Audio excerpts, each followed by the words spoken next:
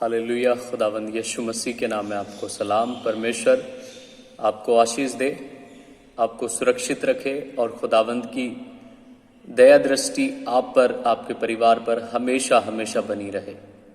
Hallelujah. मेरे प्रियो, आज का विषय बहुत ही गंभीर है, उसको सुनना हमें बहुत ज़रूरी है। हो सकता है परमेश्वर इन वचनों के द्वारा हमसे बात करे और इन वचनों के द्वारा हमारे जीवन में वो प्रकट करे जो हमारे जीवन के लिए ज़रूरी है। इसलिए हमें परमेश्वर के वचन को सुनना, उस पर मनन करना बहुत ज़रूरी है। मेरे प्रियो, जब हम प्रेरितों के काम उसका 19 अध्याय पढ़ते हैं तो उसकी 11 आयत में लिखा है कि परमेश्वर पौलुस को बड़ी सामर्थ के साथ इस्तेमाल करता था। यहाँ तक कि उसके शरीर से रुमालों को छुआ करके बीमारों पर जब लगाया जाता था या डाला जाता था तो बीमार अपनी बीमारियों से निजात पाते थे, छुटकारा पाते थे। और जिनमें दुष्ट आत्माएं होती थीं वो भी उनमें से निकल जाया करती थी। इतनी सामर्थ के साथ परमेश्वर पौलुस को इस्तेमाल करते थे। हालेलुया। लेकिन जब थोड़ा सा नीचे पढ़ेंगे 11 आयत से तो वहां पर लिखा है कि ये देखम देख कि पौलुस जिस यीशु का प्रचार करता है उस यीशु के नाम से दुष्ट आत्माएं निकल जाती हैं। तो पौलुस की देखम देख सिकवा यहूदी याजक के पुत्र भी ऐसा ही करने लगे। वो एक दुष्ट आत्मा से पीड़ित व्यक्ति के पास जाते हैं और उसको हुक्म करते हैं, उसको शपथ दिलाते हैं कि जिसका प्रचार पौलुस करता है, हम तुझे उस यीशु के नाम से शपथ देते हैं कि उस मनुष्य में से निकल जा। तो 15 आयत में लिखा है कि दुष्ट आत्मा उन्हें जवाब में कहता है कि पौलुस को हम पहचानते हैं और यीशु को हम जानते हैं, लेकिन तुम कौन हो? वहां पर लिखा है कि दुष्ट आत्माओं ने उन यहूदी सिकवा के पुत्रों से कहा कि पौलुस को हम पहचानते हैं कि हाँ, वो सच्चे परमेश्वर का दास है। परमेश्वर ने उसको अपनी महिमा के लिए चुना है, अपने कामों के लिए चुना है। और यीशु को भी हम जानते हैं जिसने खुल्लम खुल्ला हमारा सलीब पर तमाशा बनाया है। लेकिन वो उन सिकवा के पुत्रों से, उन यहूदियों से पूछते हैं कि तुम कौन हो? हालेलुया। यहाँ पर यह स्पष्ट होता है कि शैतान परमेश्वर के सच्चे दासों को पहचानता है, जिन्हें परमेश्वर ने अपनी महिमा के लिए चुना है।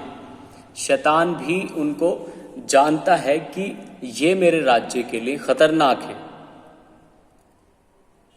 तो आज हमें क्या सीखना है? आज हम परमेश्वर के वचन को प्रचार करते हैं, परमेश्वर की बातों को लोगों के साथ शेयर करते हैं, वर्शिप करते हैं, आराधना करते हैं, लेकिन क्या हमारा पर्सनल रिलेशन परमेश्वर के साथ है या नहीं? हम अपने और परमेश्वर के रिश्ते को कितना गंभीर लेते हैं? ये आज सोचने का विषय है कि हम आराधना करते हैं, हम प्रचार करते हैं, लेकिन क्या हमारा व्यक्तिगत परमेश्वर से रिश्ता है या नहीं? हम मन से परमेश्वर का आदर करते हैं या नहीं? यदि हम संसार के हिसाब से चलने वाले व्यक्ति हैं और परमेश्वर की भी सेवा में लगे हुए हैं तो शैतान इस बात को जानता है और उसको हमारे प्रचार करने से, हमारी आराधना करने से उसको ज़रा भी फर्क नहीं है। क्यों? क्योंकि हमारे मन परमेश्वर से दूर हैं। हमारे मन में परमेश्वर के लिए सच्चाई से आदर नहीं है। इसलिए शैतान भी हमसे कुछ नहीं कहता। जब हम आराधना करते, जब हम प्रार्थना करते, जब हम प्रचार करते, उस पर फर्क नहीं पड़ता, क्योंकि उसको पता है ये सिर्फ मात्र होठों से परमेश्वर का आदर करते हैं, इनके मन परमेश्वर से दूर हैं। वहाँ पर लिखा है कि दुष्ट आत्मा ने उत्तर दिया कि पौलुस को हम पहचानते हैं, यानी कि परमेश्वर के जो शैतान परमेश्वर के सच्चे दासों को पहचानते हैं, जानते हैं। आज हमें गौर करने की जरूरत है, क्या हमारी सेवकाई ऐसे ही तो नहीं चल रही? क्या हमारे मन परमेश्वर से दूर हैं और परमेश्वर के कामों को हम कर रहे हैं और कुछ भी नहीं हो रहा? इसलिए आज जरूरत सिर्फ इतनी है कि हम अपने मन को परमेश्वर के साथ सीधा करें। हालेलुया। क्योंकि परमेश्वर के वचन में लिखा है कि परमेश्वर मन की सिधाई से प्रसन्न होता है। जो मन की खराई से परमेश्वर में चलते हैं उनसे परमेश्वर खुश होता है। परमेश्वर उनकी इज्जत करता है, उनके कामों को बढ़ाता है। हालेलुया। इसलिए हमें लोगों को खुश करने वाला नहीं बनना, हमें दिखावटी नहीं बनना। हमारी सेवकाई, हमारा काम, हमारी सेवा सच्ची होनी चाहिए, खराई से होनी चाहिए। क्योंकि शैतान इस बात से वाकिफ है कि हम क्या हृदय की खराई से परमेश्वर की सेवा करते हैं या नहीं करते।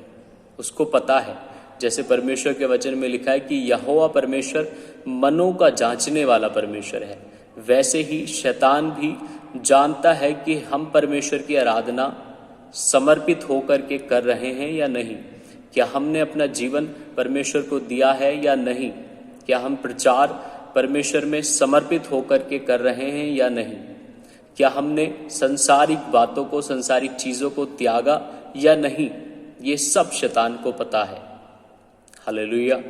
इसलिए आज सबसे ज्यादा गौर करने की जरूरत यह है कि हम अपने मन को परमेश्वर के साथ सीधा करें। हमारी सेवकाई सच्ची होनी चाहिए, खराई से होनी चाहिए। यदि हम परमेश्वर की आराधना करते हैं, वचन को प्रचार करते हैं और साथ के साथ पाप भी करते हैं, व्यभिचार में पड़े हुए पाए जाते हैं और शैतान के झांसे में आते हैं, उसकी युक्तियों में फंसते चले जाते हैं निरंतर, तो हमारी सेवकाई, हमारा काम कोई फल लेकर के नहीं आएगा। लेकिन अगर आज हमने सच्चाई से परमेश्वर के काम को किया है, परमेश्वर के दामन को थाम करके रखा है, तो आज नहीं तो कल परमेश्वर हमारी सेवकाई को, हमारे काम को बढ़ाएगा, परमेश्वर आशीष देगा और अपनी बड़ी महिमा के लिए हमें इस्तेमाल करेगा। इसलिए शैतान के झांसे में ना आए, अपने मन से परमेश्वर का आदर करें, परमेश्वर का ऑनर अपने हृदय से करें। जो भी करें मन की सच्चाई से करें, खराई से करें, अपने आप को परमेश्वर को दे करके करें।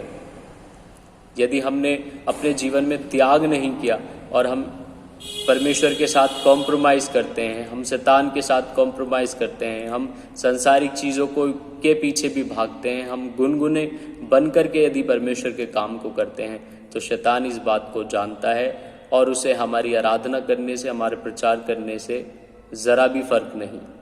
लेकिन अगर हम सच्चाई से परमेश्वर के काम को करेंगे तो उसका राज्य हमारे द्वारा परमेश्वर कम कराएगा।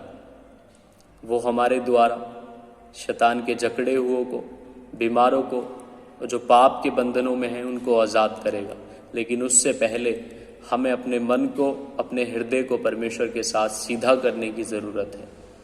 हमारी सेवकाई सच्ची होनी चाहिए। हालेलुया।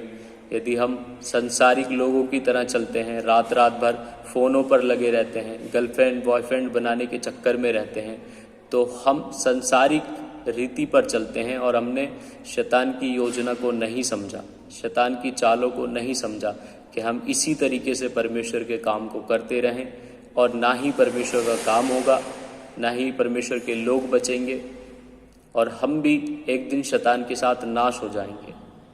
और धोखा शैतान ने हमारे जीवन में ये करके रखा है कि हम परमेश्वर की आराधना कर रहे हैं, परमेश्वर के कामों को कर रहे हैं। परमेश्वर जानता है सब कुछ, उसकी नज़रों से कुछ नहीं छुपा।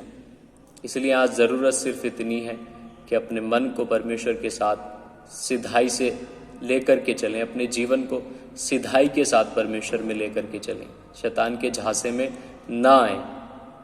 तो परमेश्वर के इन वचनों पर गौर करें, अपने जीवन को परमेश्वर के हाथों में सौंप दें। परमेश्वर इन वचनों के द्वारा आपको बुद्धि और सामर्थ और ज्ञान का आत्मा दे। सबको जय मसीह।